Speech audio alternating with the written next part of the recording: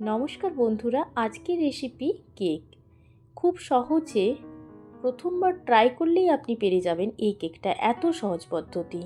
এবং যারা নতুন কেক বানাবেন ভাবছেন তারা তো এই পদ্ধতিতে একবার বানাবেন, অবশ্যই আপনারা পুরোপুরিভাবে সাকসেস হবেন কেক বানাতে।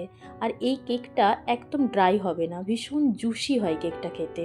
এই পদ্ধতিতে যদি কেকটা বানান খুবই ভালো হবে, কেকটা নরম আর সফট হবে। প্রথমে আমি কিছু টুটি ফুটি নিয়ে নিয়েছি। এগুলো আমি বাজারে কিনেই নিয়েছি। এগুলোকে আমি প্রথমে একটু সামান্য জল দিয়ে ভিজিয়ে রেখে দিচ্ছি। পুরো রেসিপিটা আমি চায়ের কাপ মেপেই দেখাবো। এখানে আমি 1 কাপ চিনি নিয়েছি। চিনিটাকে প্রথমে আমি গুঁড়িয়ে নেব মিক্সি জারে। এখন চিনিটা গুঁড়ো হয়ে গেছে। এরপর আমি একটা পাত্রে ওই সেম চায়ের কাপের মাপেই আমি 2 কাপ সুজি নিয়ে নিচ্ছি। সুজি দিয়েই আমি বানাবো পুরো রেসিপিটা, কেকের রেসিপিটা। এখানে আমি একটু সামান্য লবণ দিয়ে দিলাম মিষ্টিটা ব্যালেন্স করার জন্য। এরপরে আমি দিয়ে দিচ্ছি ওই চায়ের কাপ মেপেই 2 কাপ জল। এখন প্রথমে আমি 1.5 কাপ দিয়েছি, দিয়ে একটু ভালো করে মিশিয়ে নিচ্ছি জলের সাথে সুজিটা। এরপরে আমি আরও 1/2 কাপ জল এখানে দিয়ে দেব। জলটা দিয়ে একটুক্ষণ আমাকে এটা রেখে দিতে হবে 15 মিনিটের মতো, যাতে করে সুজিটা একটু ফুলে যাবে। এখন আমি ঢাকা দিয়ে 15 মিনিট রেখে দিচ্ছি। এখন 15 মিনিট হয়ে গেছে। এরপরে দেখতে পাচ্ছেন সুজিটা ফুলে গেছে, সুজিটা টাইট হয়ে গেছে কিছুটা, আর কিন্তু জল লাগবে না।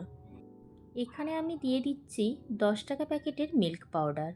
তবে মিল্ক পাউডারের প্যাকেট যদি না থাকে সেই ক্ষেত্রে 2 টেবিল চামচ গুঁড়ো দুধ দিয়ে দিলেও হবে।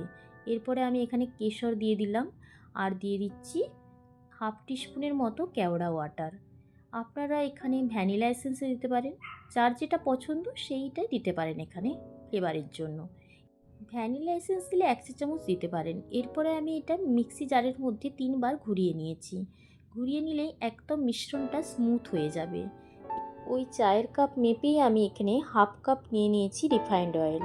এখানে আপনারা দিতে পারেন 1/2 কাপ মেল্টেড বাটারও দিতে পারেন। এরপরে আমি চিনি গুঁড়োটা দিয়ে দিলাম, দিয়ে একই দিকে আমি ঘোরাতে থাকবো খুব ভালোভাবে মেশানোর জন্য।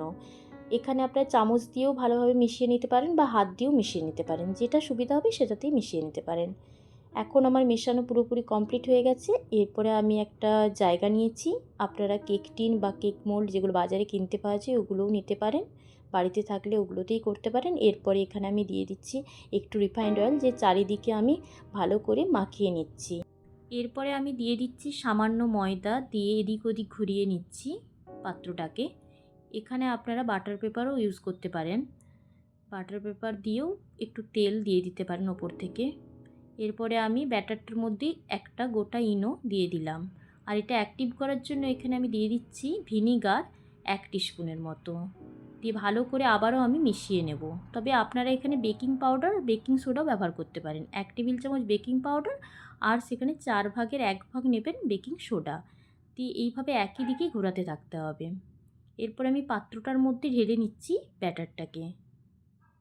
কেক তৈরির পাত্রটা একটু বড় নিতে হবে, যাতে ব্যাটারটা থেকে একটু কানাটা উঁচু থাকে, তাহলে কেকটা ফুলে গেলেও যাতে করে কোনো সমস্যা না হয় কেকটা বেরিয়ে যাওয়ার জন্য।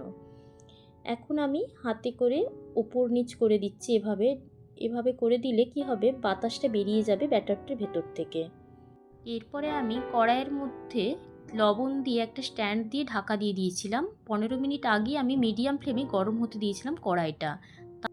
এখন আমি কেকের পাত্রটাকে দিয়ে দিলাম, দিয়ে ঢাকা দিয়ে হাই ফ্লেমে 5 মিনিট হতে দেব। 5 মিনিট হওয়ার পর আমি এটা লো ফ্লেমে 40 মিনিট হতে দেব। তারপরে এখন আমার 20 মিনিট হয়েছে। মাঝখানে একবার খুলে আমি একটুখানি টুটি ফ্রুটিটা দিয়ে দিলাম, কারণ টুটি ফ্রুটিটা এই টাইমে দিলে ওপরেই দেখতে পাওয়া যাবে, না হলে আবার তলার দিকে চলে যাবে। এরপরে আমি আবারও ঢাকা দিয়ে পুরোপুরি 45 মিনিট হয়ে গেলেই খুলব। 45 মিনিট হয়ে গেছে। এখন আমি একটা চামচ দিয়ে দেখে নিচ্ছি যে চামচের গায়ে কিছু লেগে যাচ্ছে কিনা। এখন চামচের গায়ে কিছু লেগে যাচ্ছে না, তার মানে কেকটা পুরোপুরি রেডি হয়ে গেছে। এরপরে আমি একটু ঠান্ডা হতে দেব। এখন কেকটা ঠান্ডা হয়ে গেছে, দেখতে পাচ্ছেন একদম ছেড়ে আসছে গা থেকে পুরো। এরপরে আমি এটা উল্টে নেব।